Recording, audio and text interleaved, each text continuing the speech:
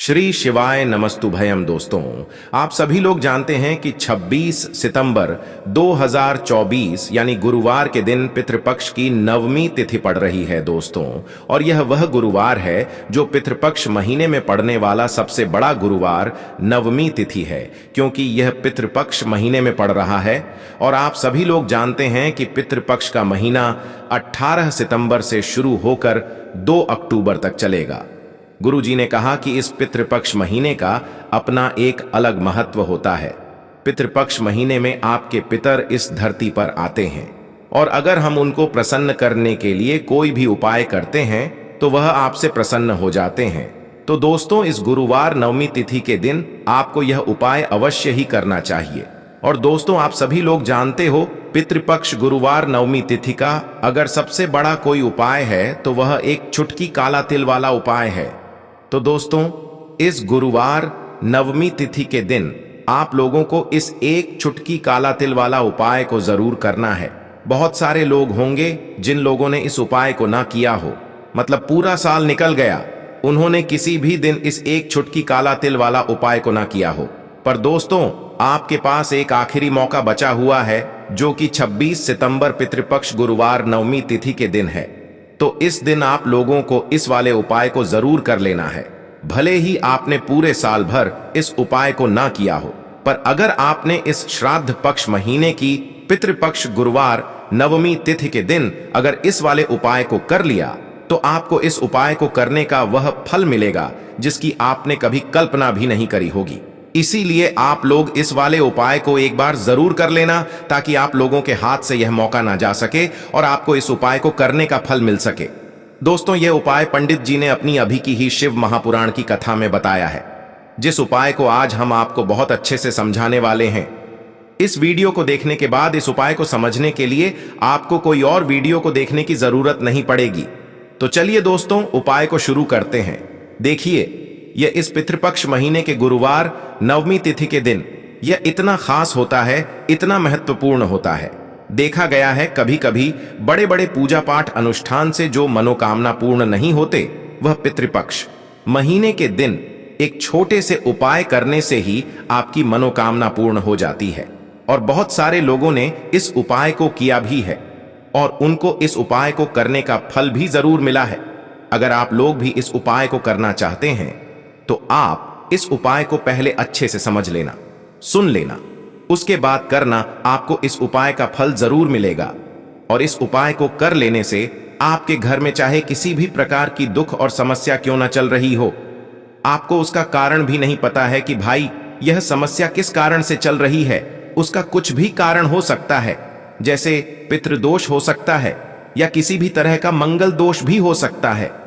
तो इस दिन आप लोगों को एक चुटकी काला तिल वाला उपाय कर लेना है।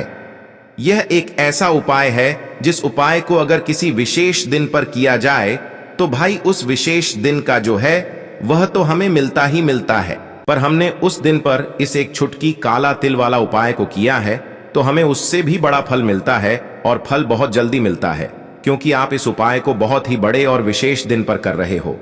तो चलिए अब उपाय के बारे में बात करते हैं, लेकिन उससे पहले आप लोगों को यह जानना आवश्यक है कि आखिर यह उपाय किस समय करना है, किसको करना है और कैसे करना है।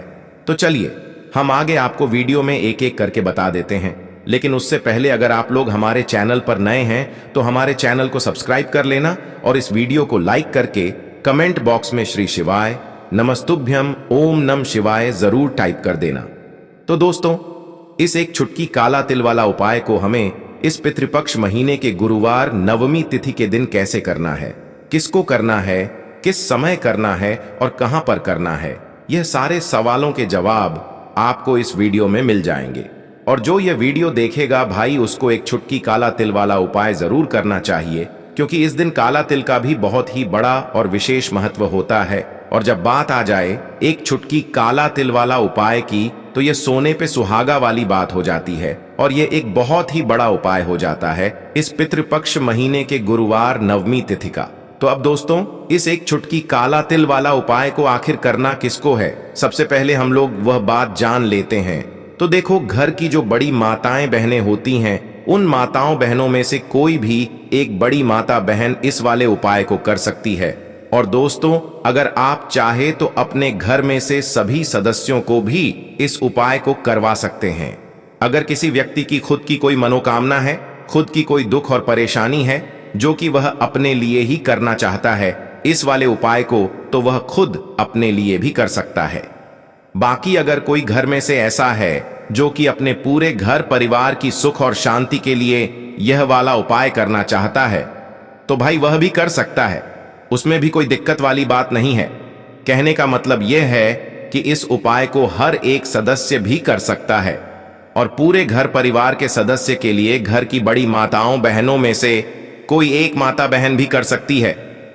माताएं बहनें अगर घर में उपस्थित ना हो या वह यह वाला उपाय ना कर पा रही हो, तो फिर घर का कोई बड़ा सदस्य भी इस एक चुटकी काला तिल वाला उपाय को कर सकता है, चाहे फिर वह पुरुष ही क्यों ना हो, उसमें कोई भी दिक्कत वाली बात नहीं है। उसके बाद में दोस्तों जो अगला प्रश्न निकल कर आता है वह यह आता है इस उपाय को लेकर कि आखिर इस उपाय को हमें किस समय करना है, सुबह के समय करना है कि शाम के समय करना है। तो देखो, इस वाले उपाय को आप लोग सुबह के समय भी कर सकते हो और शाम के समय प्रदोष काल में भी कर सकते हो। अब अगर आप पूछो कि भाई साहब सबसे उत्तम समय कौन सा रहेगा इस एक चुटकी काला तिल वाला उपाय को करने का, तो हम आपसे बस यही कहेंगे कि इस उपाय को आप सुबह के समय करेंगे तो ज्यादा बेहतर होगा। बाकी अगर शाम के समय भी करेंगे तो भी अच्छा होगा, उसमें कोई भी दिक्कत वाली बात नहीं है। तो अब दोस्तों जो अगली सबसे बड़ी और महत्वपूर्ण बात आती है वह यह आती है कि सुबह अगर हम उपाय को करेंगे तो हमें कितने बजे से ले कितने बजे तक के बीच में करना है, और शाम के समय प्रदोष काल में करेंगे तो हमें कितने बजे से लेकर कितने बजे के बीच में करना है। तो देखो, सुबह जितनी जल्दी हो सके आप उपाय को करने की कोशिश करना। बाकी अगर किसी कारणवश लेट भी हो जाओ, थोड़ी देर भी हो जाए, तो 10 या 11 बजे तक भी आप उपाय कर लेना, पर 12 बजे से ज्यादा देरी ना हो, ठीक है, इस बात का ध्यान रखना। उसके बाद में दोस्तों अगर शाम के समय प्रदोष काल की बात करें, प्रदोष काल का जो समय है होता है वह शाम के 6 बजे से शुरू हो जाता है। मतलब शाम के 6 बजे से लेकर 7 बजे के बीच का जो समय होता है यह समय प्रदोष काल का समय होता है। इस उपाय को 7 या 8 बजे के बीच में भी कर सकते हो।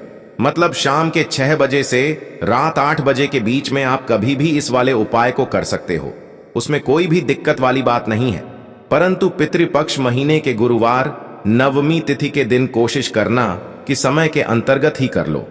किसी कारणवश ना कर पाओ तो थोड़ा देरी से भी कर सकते हो, आपको उपाय का फल जरूर मिलेगा। दोस्तों अगर आपके घर में पैसों की कमी लगातार बनी हुई है, आपके घर में लड़ाई झगड़ा क्लेश हो रहा है, तो ऐसा समझ लीजिए कहीं ना कहीं आपके पितृ नाराज हैं।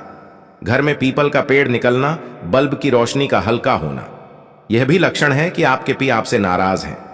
संतान को लेकर अगर आपके घर में कष्ट है, दुख है, तब भी आपके पिता आपसे नाराज हैं। आपके घर में कर्जा जो है वो बढ़ता ही चला जा रहा है। जो घर के सदस्य हैं वह बहुत ज्यादा परेशान रहते हैं, तो पितृ नाराज हो सकते हैं। अब ऐसा उपाय आपको बताने वाले हैं कि पितृ भी प्रसन्न हो जाएंगे, साथ ही साथ शनिदेव की कृपा आपको मिलेगी और आपकी कुंडली में कोई भी ग्रह अगर ठीक नहीं है, संतुलन में नहीं है, वह भी ठीक होगा और कभी आपके पास धन संपदा की कमी नहीं होगी। देखिए, जो अपने पितरों को प्रसन्न रखता है ना, उसके पास कभी किसी चीज की कमी होती ही नहीं है। जिस तरह से हमारे लिए भगवान का आशीर्वाद बहुत जरूरी है, उसी तरह से हमारे लिए पितरों का आशीर्वाद भी बहुत जरूरी होता है। तो अपने पितरों को प्रसन्न करने के लिए आपको यह एक चुटकी काला तिल वाला उपाय करना है। पितृपक्ष गुरुवार नवमी तिथि में चलिए बात कर लेते हैं उपाय कौन सा है और किस तरह से आपको करना है। तो इस उपाय को करने से पितरों की आत्मा को शांति मिलती है, वह तृप्त होते हैं और आपको आशीर्वाद देते हैं। और जो अपने पितरों का आशीर्वाद प्राप्त कर लेता है ना, वह जीवन में सुख ही सुख प्राप्त करता है। कभी भी उसके जीवन में दुख नहीं आते हैं धन को लेकर, तो वह व्यक्ति कभी परेशान नहीं होता है। अब देखिए, आपको क्या करना है, थोड़ा सा जल लेना है, उसके अंदर आपको क्या करना है, एक चुटकी काला तिल डालना है और दक्षिण दिशा की तरफ फेस करके, यानी दक्षिण दिशा की तरफ अपना मुख करके आपको अपने पितरों के लिए यह जल में काला तिल डालकर अर्घ देना है। तो इस तरह से यह उपाय आप अपने घर पर कर सकते हैं। अपने घर की छत से कर सकते हैं, घर का आंगन है अगर बड़ा वहां से कर सकते हैं। बस दक्षिण दिशा की तरफ फेस आपको करना है, यह चीज ध्यान रखनी है, क्योंकि जो दक्षिण दिशा है यह हमारे पितरों की ही दिशा होती है। तो जब भी आप यह उपाय करें, पितरों से क्षमा याचना करें, और इस छोटे से उपाय को करने से आप खुद देखेंगे कि पितृ इतने प्रसन्न हो जाएंगे, आशीर्वाद देकर ही जाएंगे, और कभी आपके जीवन में पितृदोष नहीं लगेगा। पितृ नाराज है तो भी प्रसन्न होंगे, नाराज नहीं है तो कभी नाराज नहीं होंगे। तो आप कोशिश करें कि अगर जीवन के कष्टों को जल्दी से जल्दी खत्म करना है, ना तो पितरों को प्रसन्न कर लीजिए, इस उपाय को कर लीजिए। जाने अनजाने हमसे कभी ना कभी ऐसी भूल चूक हो जाती है कि पितृ नाराज हो जाते हैं।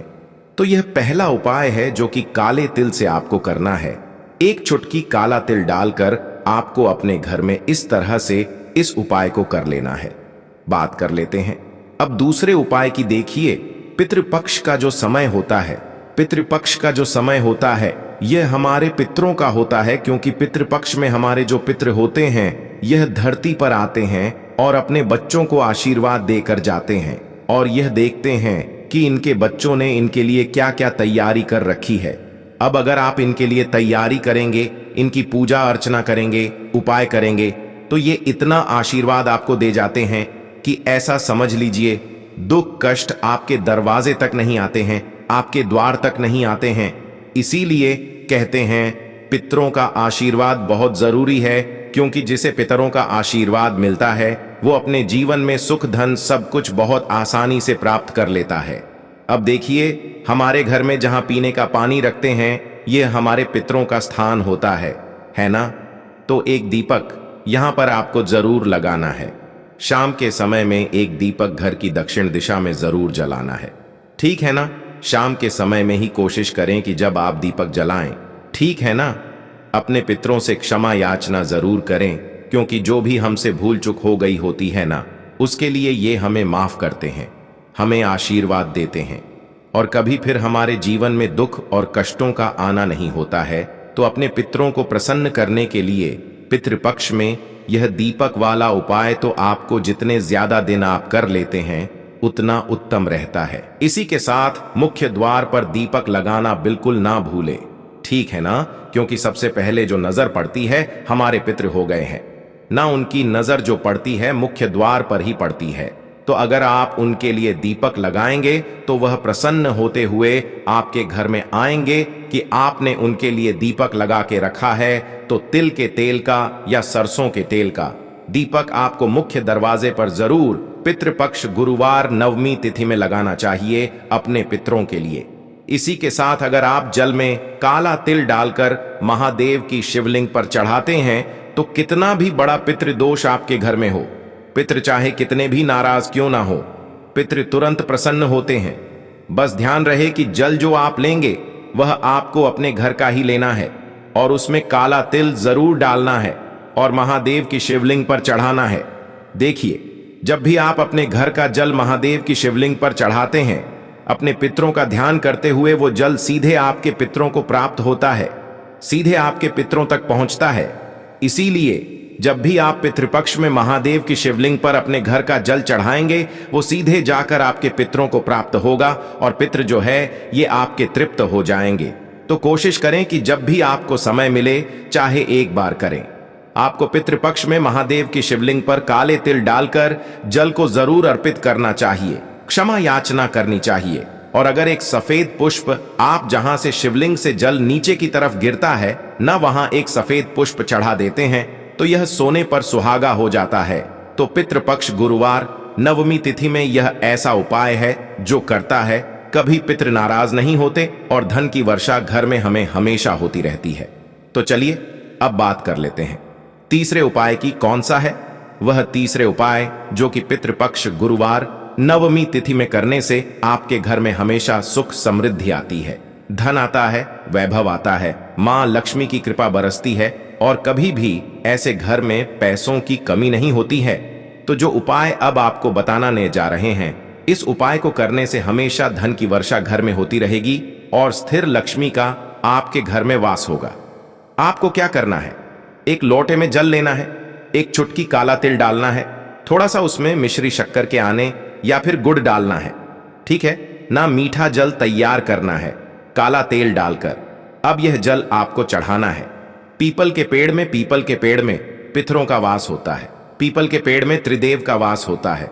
पीपल का पेड़ माँ लक्ष्मी को बहुत प्रिय है, माँ लक्ष्मी इसमें वास करती हैं। पीपल का पेड़ शनिदेव को बहुत प्रिय है। तो जब भी यह उपाय आप करेंगे ना पितृपक्ष में, तो इसका तो इतना चमत्कार है कि इसका चमत्कार आप खुद अपने जीवन में देखेंगे। जब आप अपने जीवन में अपने भाग्य को चमकता हुआ देखेंगे तो पितृपक्ष में गुरुवार नवमी तिथि दिन आप इस उपाय को कर लेना और काला तिल डालकर मीठा जल तैयार करके आपको पीपल के पेड़ में चढ़ाना है। अब देखिए, अगर आपको गाय का कच्चा दूध मिल जाता है तो गाय के कच्चे दूध में तिल में मिला लें, थोड़ा सा गुड़ या चीनी मिला लें, उसे आप पीपल की जड़ में चढ़ाएं। लेकिन बहुत सारी जगह हैं ऐसी जहां गाय का दूध आसानी से नहीं मिल पाता है, तो जल्द से आप यह उपाय करें। बहुत ही उत्तम उपाय है। पितृपक्ष का ऐसा समझ लीजिए कि आप अपने भाग्य को इस तरह से चमकता देखेंगे कि आपको खुद यकीन नहीं होगा कि जीवन के जो दुख, जो कष्ट कभी दूर नहीं हो रहे थे, आपको ऐसा लगता था कि अब जीवन में पूरी तरह से हार चुके हों। आपके जीवन के बड़े से बड़े कष्ट भी दूर होते हैं जब इस उपाय को आप पितृपक्ष गुरुवार नवमी तिथि में करते। तो दोस्तों, यह थे पूज्य गुरुजी द्वारा बताए गए कुछ बहुत ही खास उपाय। अगर आपको जानकारी अच्छी लगी हो तो वीडियो लाइक करिएगा। मिलते हैं फिर एक नए वीडियो के साथ। श्री शिवाय नमस्तु भयम।